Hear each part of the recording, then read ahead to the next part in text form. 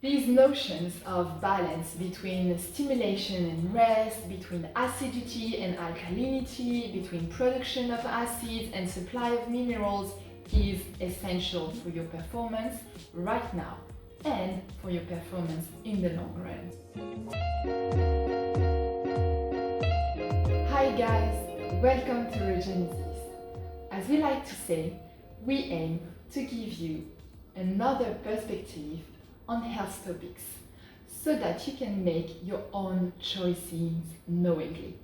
And remember, never take anything for granted.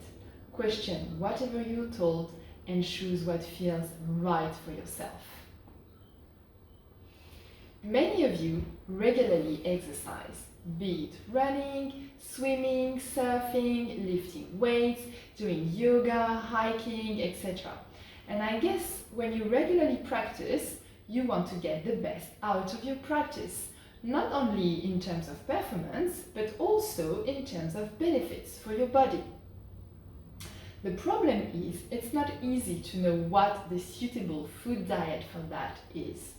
We've been hammered our entire life with the need for carbohydrates and proteins for performance. We are sold many supplements in the form of powder, energetic bars, etc. to deliver more power. It's just not easy to find our way. So today we'll do our best to give you a clear picture of what the food for athletes should be for best performance and for best benefits for your body.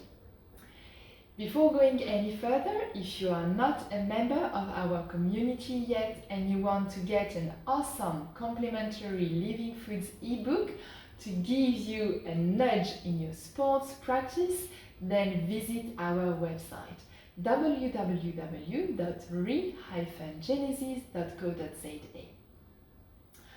Okay, Ladislas, one challenging question to start this chat. How do you know you're in good health?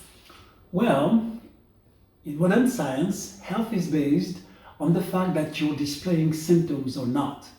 Someone who is coughing will be labeled as not in good health, whereas someone who is not coughing will be regarded as in health.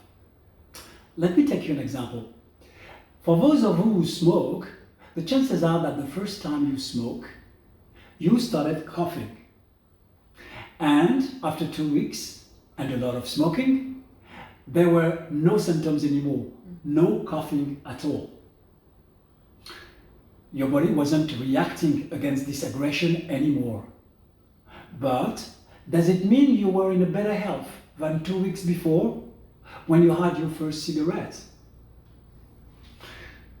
We've based our health on symptoms. And I think it's misleading in many respects. If you cough after a cigarette, it's actually a sign of good health.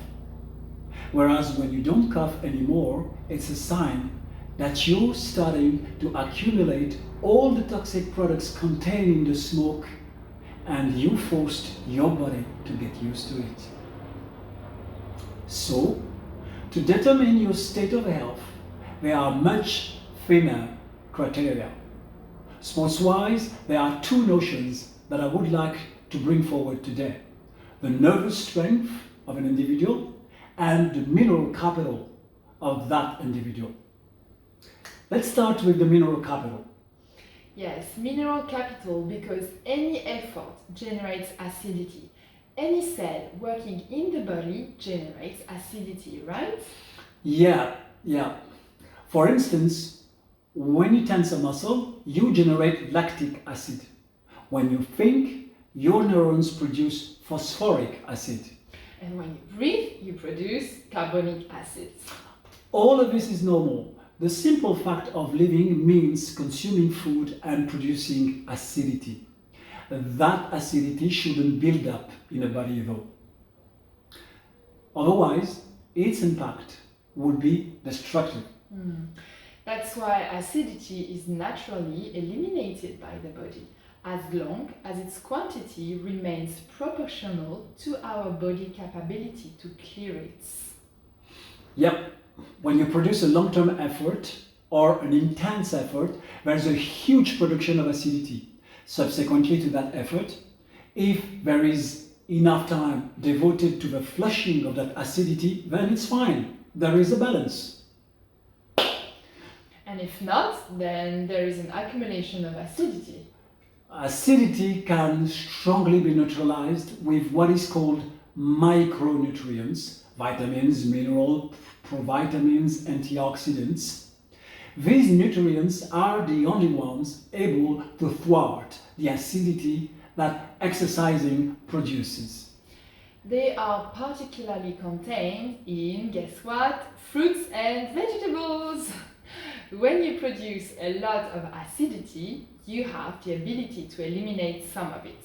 And you can neutralize the rest of it with the supply of those micronutrients. What about macronutrients?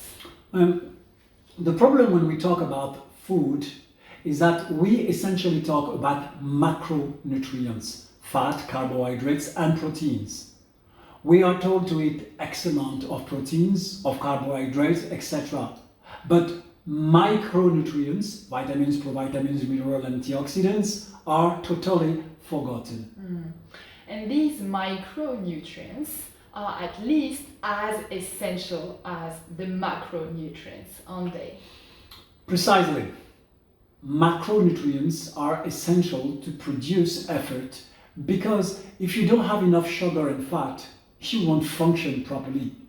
If you don't have enough proteins and amino acids, you cannot rebuild tissues for sure. And when we think minerals, we tend to think of the minerals in our teeth, bones, or nails. Yes, minerals are in fact everywhere in the body. All our tissues and ligaments are made of an intricate mesh of minerals. Our blood vessels are a mesh of minerals, more specifically of calcium and phosphor. When you produce a lot of acidity due to your lifestyle or from exercising, if you can't flush out that acidity enough, or if the production of acidity is higher than what you can dispose of, and if in the meantime you don't have a regular supply of minerals, your body will draw on your minerals reserve to neutralize those acids. And we have a massive stock of minerals. The body will therefore start tapping into the closest tissue to the area where the effort is taking place. For instance, for the muscles, it will tap into the muscle fibers. The problem is that a tissue for which minerals have been taken becomes a weakened tissue. For instance, when you start accumulating acidity in the ankle region, which was my case, for example, your body will start pumping minerals from that zone in the tissues and ligaments, and they'll become weak and ready to break at some point. So that supply of nutrients in the food diet of athletes, that intake of micronutrients is super important. And unfortunately, most of the time it is disregarded. We may have heard every now and then that we should eat fruits and vegetables, but not much, and we do not realize that because we exercise, we have a massive production of acidity. I used to run marathons and I used to practice Krav Maga. It's a combat sport. I used to do it intensely, and injuries became more frequent with time. When I couldn't practice because of injuries, it was very difficult for me psychologically. This was due to the fact that I didn't have a supply of mineral big enough, which led to my tissue getting weaker and weaker. That acidity accumulation in the body gnaws our tendons, ligaments, and tissues. Our blood vessels start to weaken, they become thinner. You may have heard of aneurysm and of people who had a ruptured aneurysm. This happens when the blood vessels break, generating a blood leakage in our inner environment. This is due to the fact that there was too much acid carried in the blood. And to compensate that acidity, all the minerals around have been sucked out, and more specifically from the blood vessels. Now, we all have what is called a mineral capital when we come into this world. This mineral capital comes from our mum, not our dad. Our mum gives us what she can. Some were born with a good capital, some with a lighter one. Those who are born with a good capital generally have a square face and frame. What that capital is going to become depends on its management. If you tap into that capital and deplete it eventually, then you start having injuries and it will impact the nervous system. To have a nerve impulse, a lot of minerals are necessary, most specifically magnesium and calcium. I had noticed that runners who started to accumulate injuries were going through depression stages. Their moral and motivation was declining. And this is because their mineral capital was dwindling. All the functioning of their body was weakening. Okay, so where do we find those minerals? Where do we get them? Yeah, where do we get them from? Well, you're going to find those minerals in a food rich with micronutrients, and that's in fruits and vegetables in their raw aspect. As soon as you start increasing temperature with cooking, vitamins start to get destroyed. Around 60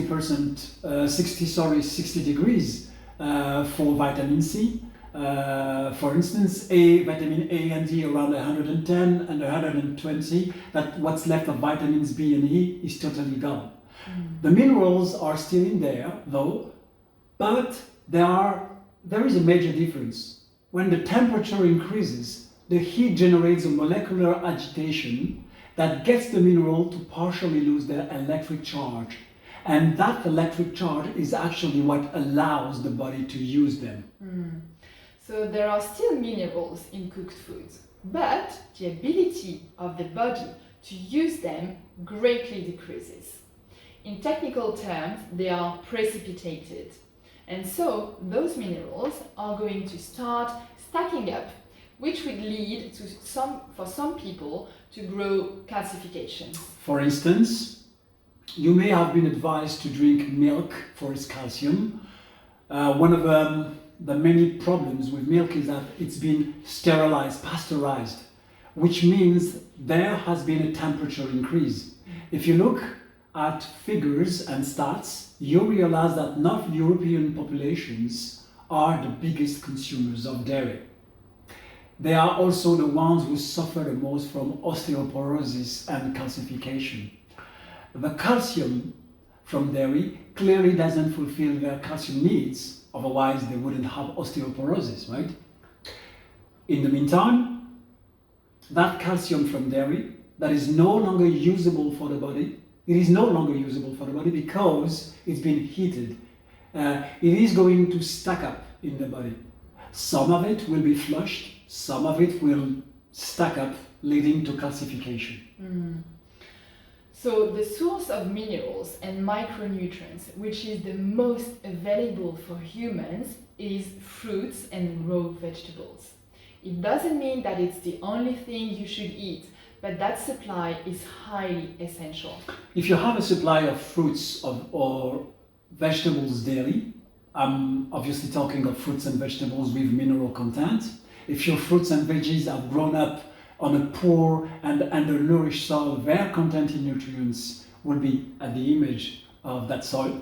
So if you add those good quality fruits and vegetables to your food supply, then you're providing that mineral supply. That supply is super important because they are in your food products that acidify and demineralize your body. That's why those fruits and veggies are some sort of a buffer mattress. So on one side, you have fruits and raw vegetables that are alkaline and bring an important mineral charge. And on the other hand, you have foods that acidify. You can find classifications of acidifying foods online, but basically anything that is not fruits and vegetables in their raw form is acidic. Let's give a few examples. Cereals, animal products, processed food, because most of the time they have been heated at high temperature, and so all the minerals are precipitated and vitamins are gone. Does it mean we shouldn't eat anything else? No, it doesn't mean that you can't have anything else but fruits and veggies. It means that you need a balance.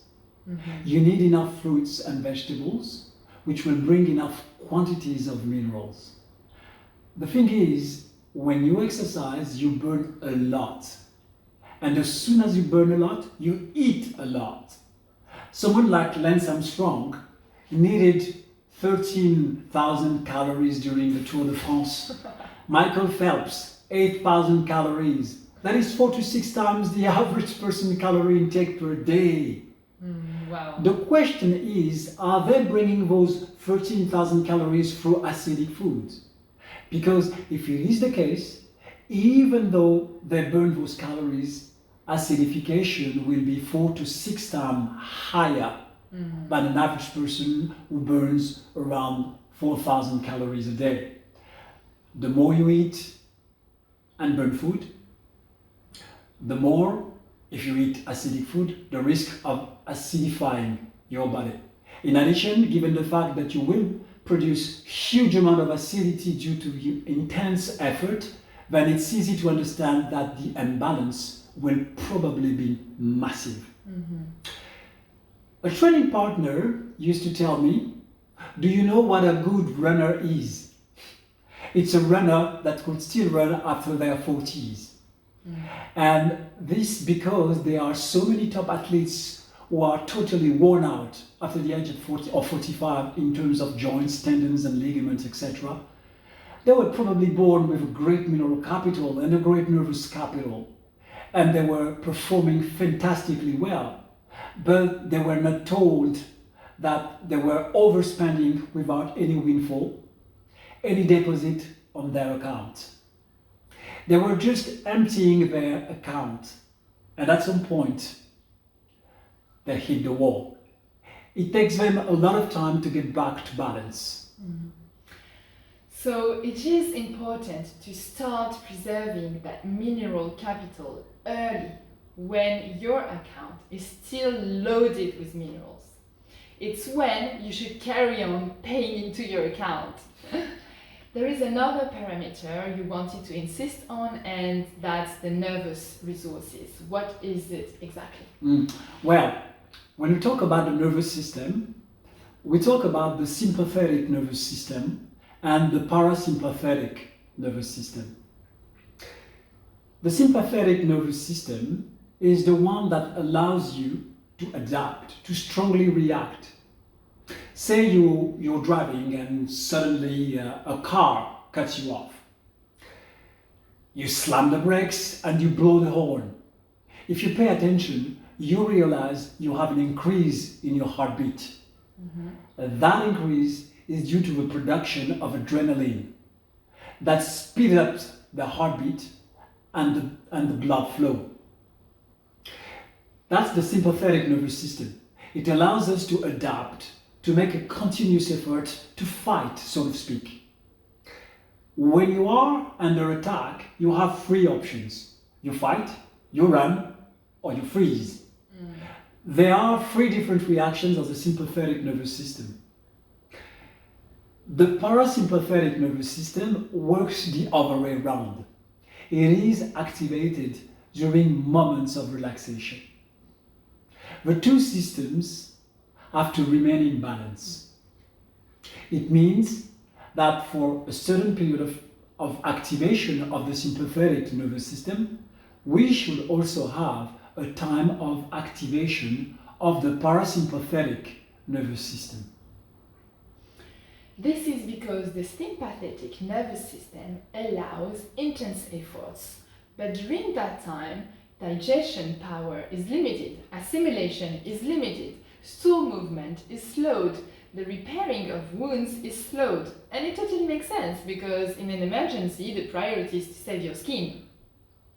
So digesting, going to the loo, etc. are not the priority. What is important is to have a maximum amount of energy to react. It can't last forever though. It must be balanced with the parasympathetic system. During the night, for instance, you are in parasympathetic mode. It's the moment when the body repairs itself and starts eliminating. That's why the notion of rest is super important. You may have heard of Kenyan runners.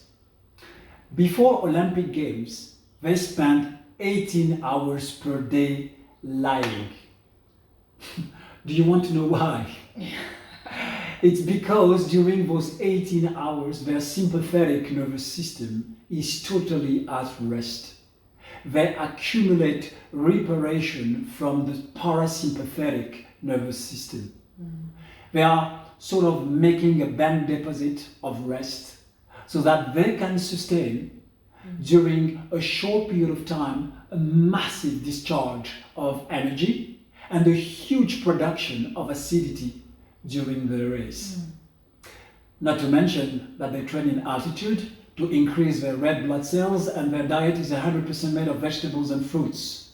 They also run barefoot on training to strengthen their Achilles heel that is 3 times bigger than other runners.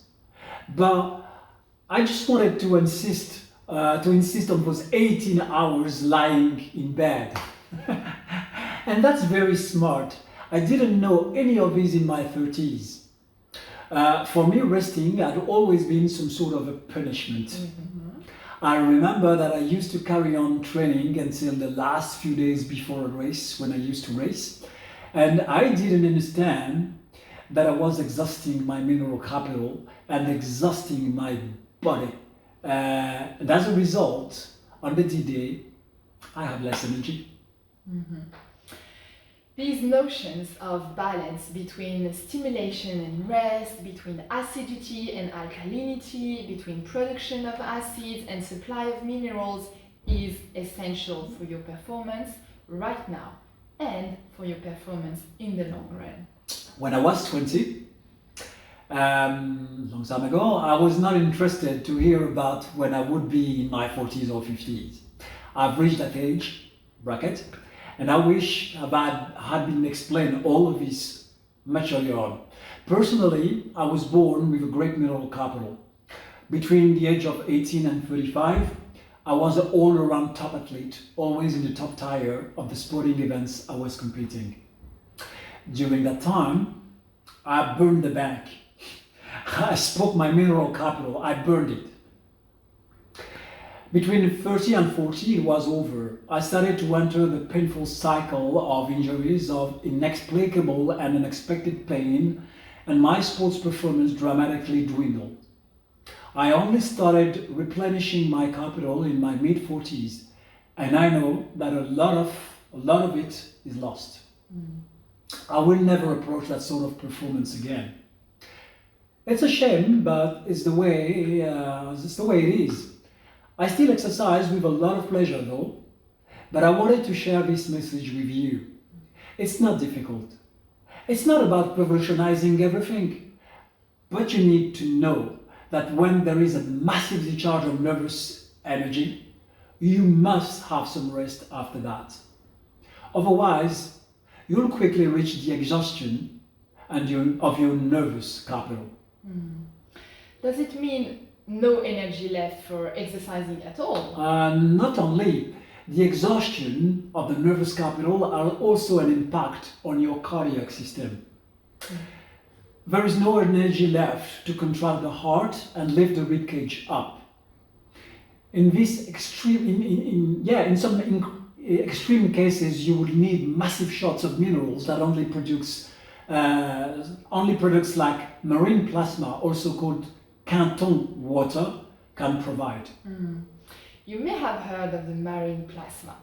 Basically, if you dilute seawater 3 times, you have the same quantity of minerals as in human blood, to the point when it is commonly used and injected to replace blood. We'll shoot a video on Quinton plasma. The exhaustion of the nervous capital also leads to depression. From strictly clinical point of view, depression is a failure of blood supply to the frontal lobe.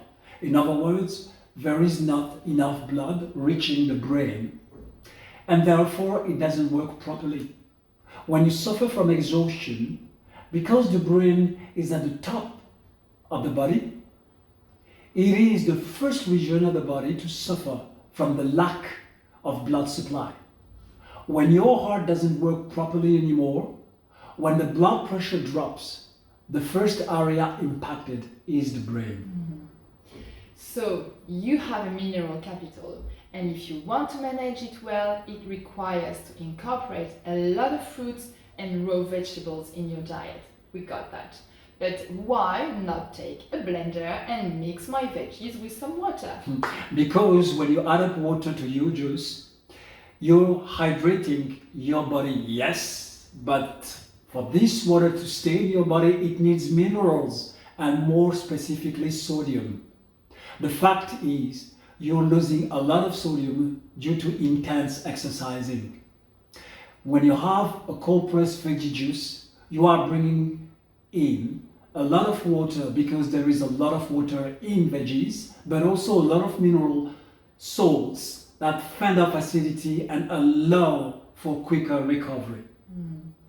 What is great with the vegetable juice is the absence of fibers.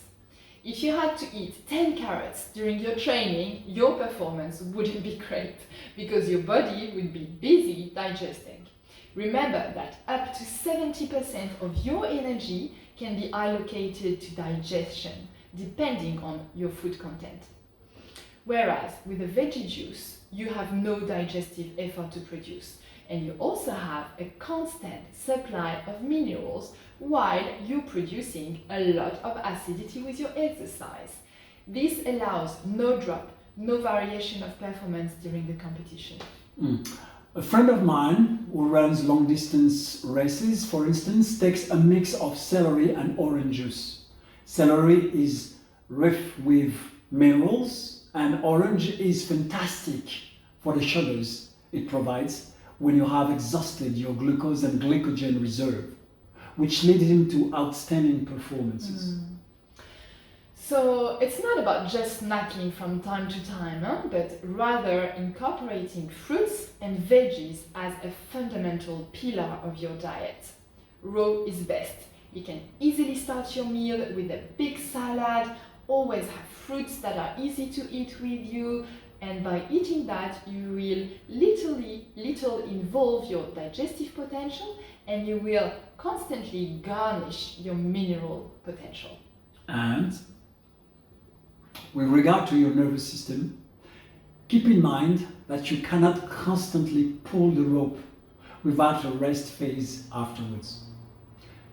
It sounds obvious, but there are so many people who don't respect this rule. I was the first one to do that. This is essential because it will determine your level of performance, and also because there is a life after the high physical performance. I used to believe that at 40, 35, 50, you are old, very old. Well, I've reached that bracket and I have tons of ambitions and things I want to do.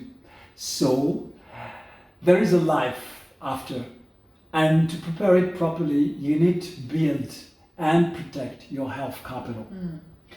But you need proteins, right, to do sports. How do you get them if you leave space to veggies and fruits?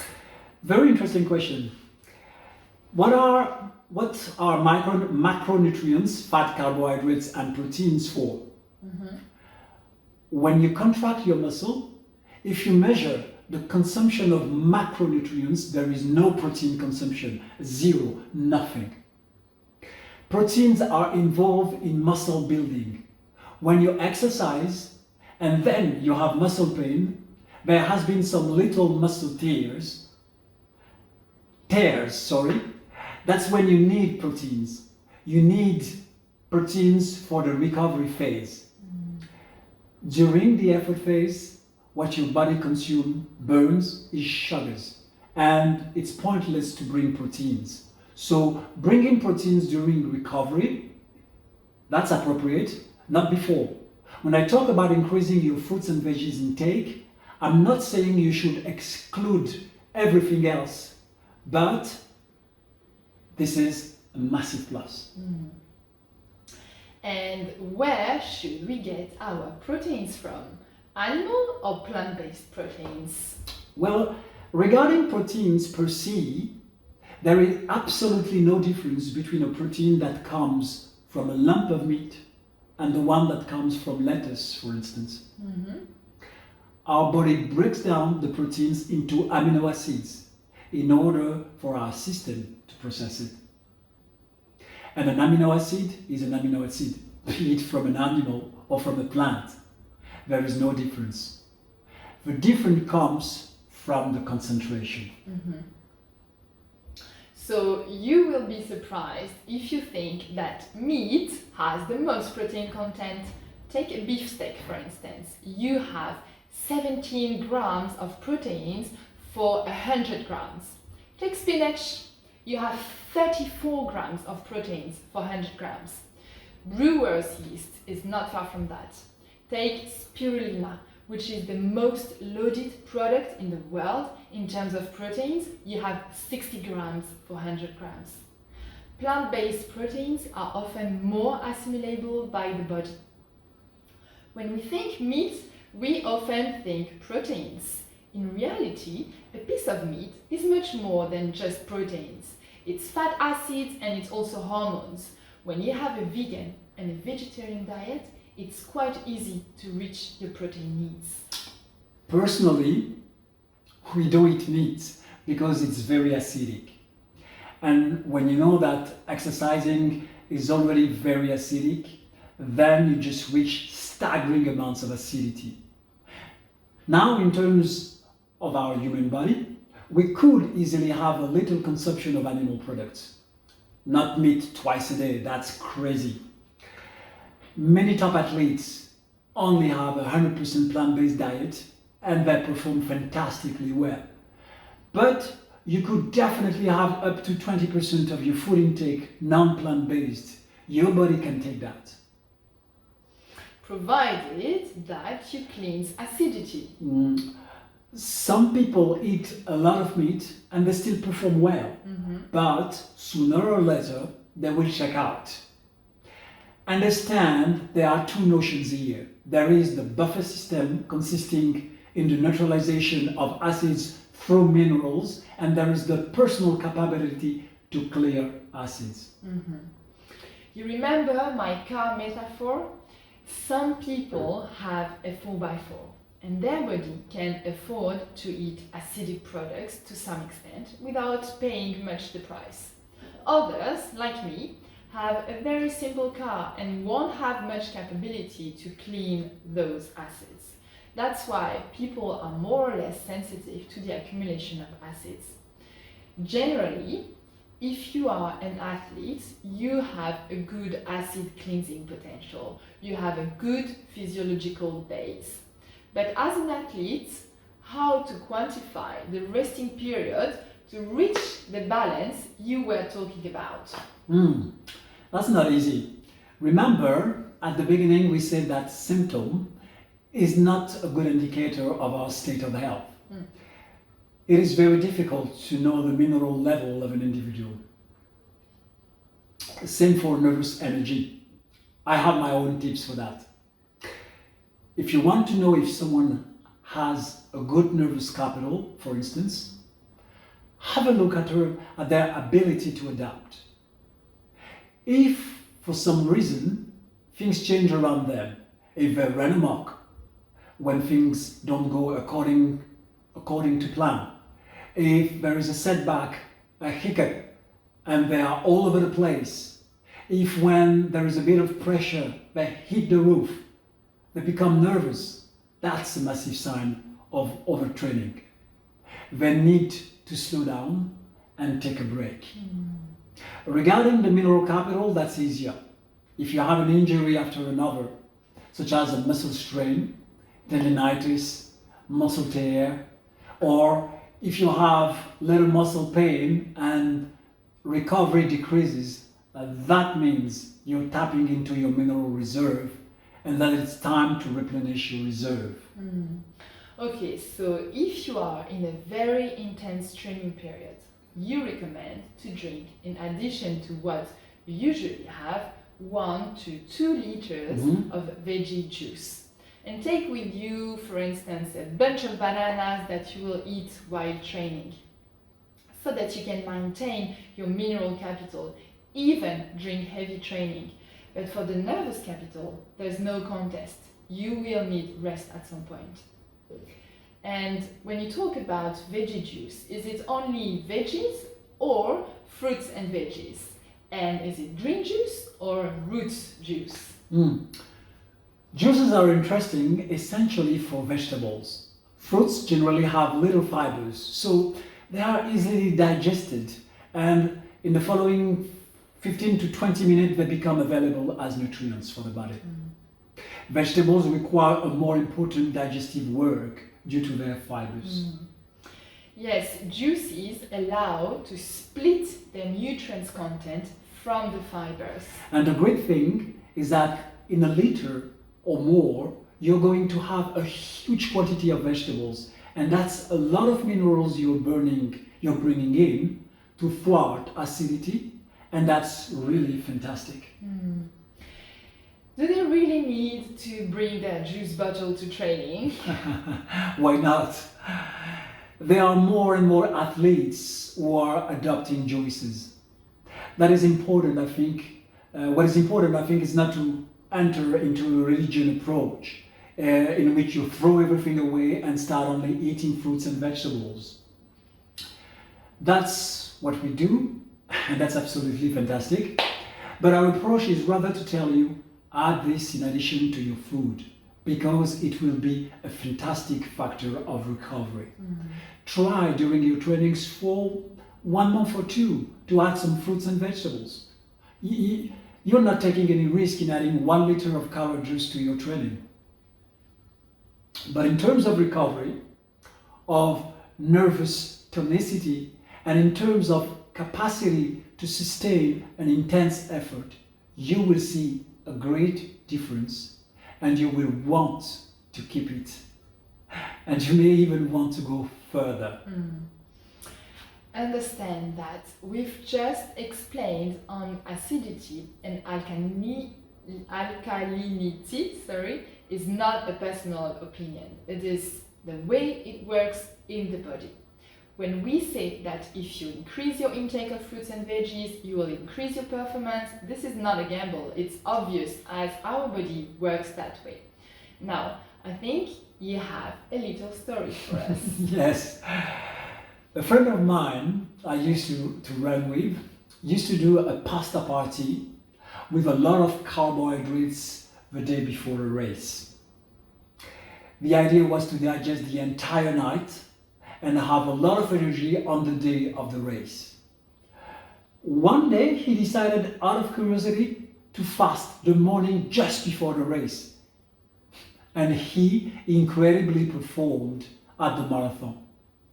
He was 7 to 8 minutes faster, which is massive, than usual. He tried that another time just to make sure, and he also incredibly performed. Then he thought, okay, now I'm going to also fast the evening before the race, and he improved even better. So then he thought, well, let's push it to the limits to figure out where I can take this up. He went that way until 2 days of fasting. Further than 2 days, his performance will dwindle. So nowadays, he runs his marathons with 2 days of fasting. That's amazing. So what happens during those 2 days? Well, people tend to confuse food and energy. Food is fuel, not energy. Fasting proves it. Since without food intake, just by resting, you can get a lot of energy. Thanks to the liver and the glycogenesis, we have 2000 calories in store all the time. That's why you could also easily fast while exercising, because you'll be tapping into your fat and change the fat into sugar through glycogenesis while stimulating the production of testosterone. Bodybuilders train on an empty stomach in the morning to boost the testosterone, for instance. In addition, there is no energy taken for digestion when you fast. There is a lot of nervous energy available, and that impacts performance. We're not saying that you should start fasting tomorrow, okay? Yes, there are a lot of people who try that, and it worked.